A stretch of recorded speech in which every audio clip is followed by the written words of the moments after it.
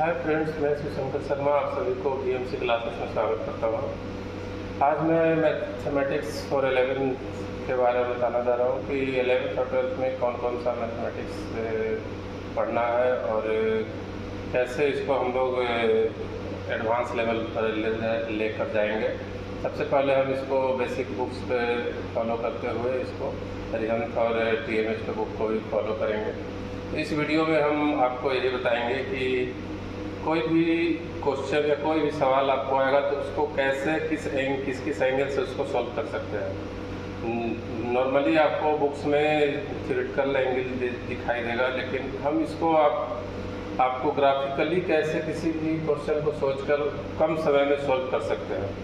Generally लोग ये graph का यूज़ नहीं कर पाते हैं प्रॉब्लम सॉल्व करने में, लेकिन आपको अगर ग्राफ का सही से इस्तेमाल करने आ गया तो आप कोई भी क्वेश्चन को देखकर आंसर बता सकते हैं। तो मैं आपको स्टार्ट करने जा रहा हूँ mathematics for 11th and 12th। तो मैथ्स में सबसे पहले हम ये देखेंगे कि क्या क्या आपको पढ़ना है। मैथ्स में सबसे पहला आपका ट्रिगोनोमेट्री है।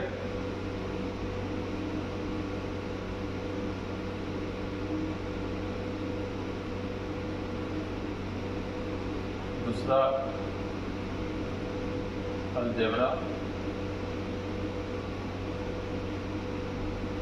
तीसरा कैलकुलस,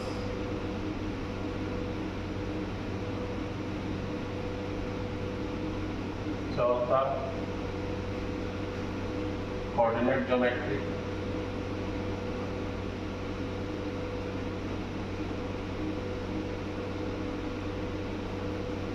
इसी में पांचवा आप अगर देखिएगा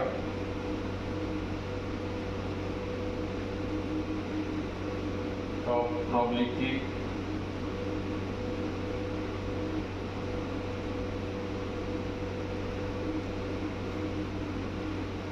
ये आपका मेन पिलर हो गया आपको IIT के एग्ज़ाम के लिए, जो कि आपको बहुत अच्छे से पढ़ना होगा। और कोई बुक है क्या?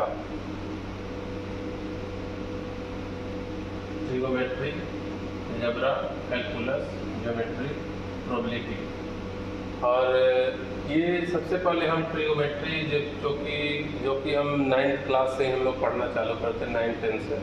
तो वही उसी 9th-10th में ही हम लोग बहुत सारा चीज़ सीख गया होगा कि ट्रिगोनोमेट्री में एक्चुअल में क्या क्या पढ़ना है। तो यहाँ पर उसका ऊपर एडवांस लेवल पे जाएंगे ट्रिगोनोमेट्री का, जो कि हम लोग 1 से 2 मंथ में ख़त्म कर चुके थे अपने टाइम पे 10th में ही। लेकिन जो बच्चे 11 से स्टार्ट किए हैं ट्रिगोनोमेट्री को पढ़ना, उसको थोड़ा कम समय में इसको कवर अप करके आपको आगे बढ़ना होगा। तो सबसे पहले हम लोग ट्रिगोनोमेट्री को जानेंगे। ट्रिगोनोमेट्री में क्या क्या जो नया चीज़ पढ़ना है वो आपको बताया जाएगा और उस पर ज़्यादा टाइम नहीं देंगे। और सबसे इम्पोर्टेंट ये आपका है कैलकुलस। अगर कैलकुलस आपको समझ में आ गया तो समझिए कि मैथ आप समझ गए। उसके बाद को पढ़ाने के बाद हम अलजेब्रा और कैलकुलस पढ़ाएंगे। कोऑर्डिनेट ज्योमेट्री आपको काफ़ी इजी रहेगा, क्योंकि ये काफ़ी आपको ज्योमेट्री से रिलेटेड है। कोऑर्डिनेट एक्सिस पे ड्रॉ करके 2 पॉइंट्स के बीच का डिस्टेंस निकालना है। कोऑर्डिनेट ज्योमेट्री में 3D, कोऑर्डिनेट ज्योमेट्री में 2D और 3D दो चीज़ पढ़ना है।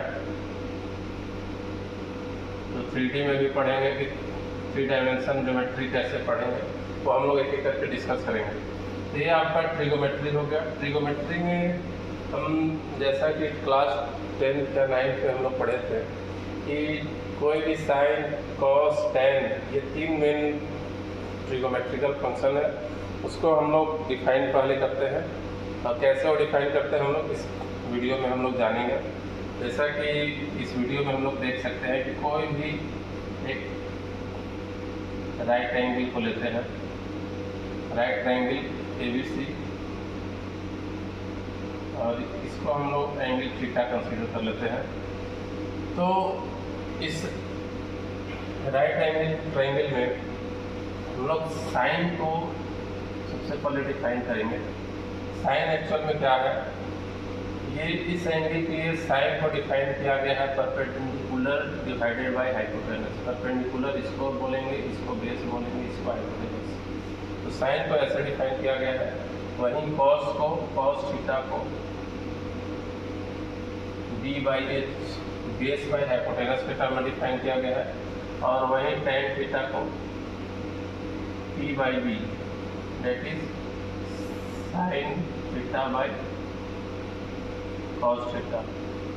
इस तरह से हम लोग तीन ट्रिगोमेट्रिकल फंक्शन को डिफाइन किया गया है। इसका यूज आपको हाइट एंड डिस्टेंस से चैप्टर में भी काफ़ी हेल्प करेगा।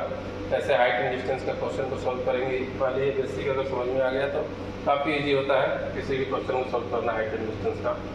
तो ये एक राइट ट्रायंगल एंगल से हमको समझना काफ़ी आसान हो जाता है। और अब धीरे धीरे एक करके एक एक ट्रिगोमेट्रिकल फंक्शन के बारे में पढ़ेंगे और उसमें वो काफ़ी फार्मूला है जो कि आपको टाइम में बताया जाएगा। फिर आपको फंक्शन के बारे में सबसे पहले मैं बताना चाहूँगा आफ्टर कंप्लीटिंग दिस ट्रिगोमेट्री कि फंक्शन क्या होता है। कैलकुलस का कुछ पोर्शन पढ़ाएंगे, फिर थोड़ा कुछ पोर्शन अलजेब्रा, कुछ पोर्शन ज्योमेट्री। वो चूँकि कैलकुलस में कुछ अलजेब्रा का भी ज़रूरत पड़ता है, कुछ ट्रिगोमेट्री का भी ज़रूरत पड़ता है और कोऑर्डिनेट ज्योमेट्री का थोड़ा थोड़ा ज़रूरत पड़ेगा। तो वो आपको हम बताते जाएंगे। कुछ टाइमिंग जो ज़रूरत जैसा पड़ेगा वैसे आपको सॉल्व किया जाएगा। तो हम आते हैं कि फंक्शन एक्चुअल में क्या है। वो हम लोग कैलकुलस का फर्स्ट चैप्टर में पढ़ते हैं। इसको हम डिलीट करते हैं, इसको हम डिलीट करेंगे थोड़ा।